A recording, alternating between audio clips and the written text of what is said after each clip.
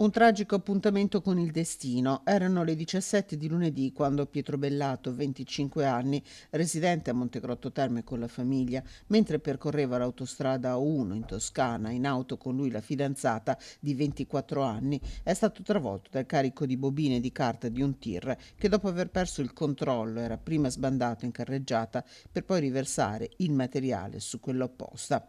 L'incidente è avvenuto all'altezza di Sinalunga, tra le province di Arezzo e Siena. Il mezzo pesante viaggiava verso Roma e i due fidanzati verso Firenze. Subito si è capita la gravità delle ferite riportate dai due che, estratti dalle lamiere dai vigili del fuoco, sono stati portati in ospedale a Siena Pietro Bellato con l'elisoccorso. Grave, ma non in pericolo di vita, la fidanzata. Per Pietro Bellato, dopo 2 giorni di lotta, non c'è stato nulla da fare. Il giovane si è spento nella notte, lasciando nel lutto la sua famiglia e l'intera comunità di Montegrotto. Pietro ha combattuto con tutto se stesso per 2 lunghi giorni, ma le ferite che ha riportato in quello schianto assurdo causato dal carico di un camion finito sulla sua corsia, la corsia opposta, si sono rivelate fatali. Un destino che tutti noi non avremmo mai voluto immaginare per un ragazzo così giovane con tutta la vita davanti.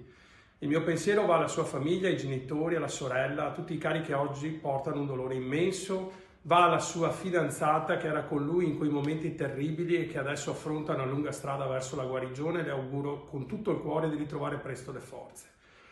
Montegrotto piange uno dei suoi figli, una comunità come la nostra sa quanto faccia male perdere un giovane, una ferita che lascia un segno profondo. Sull'incidente sta indagando la polizia stradale. Il cinquantenne alla guida del tir è stato iscritto nel registro degli indagati con l'accusa di omicidio stradale colposo.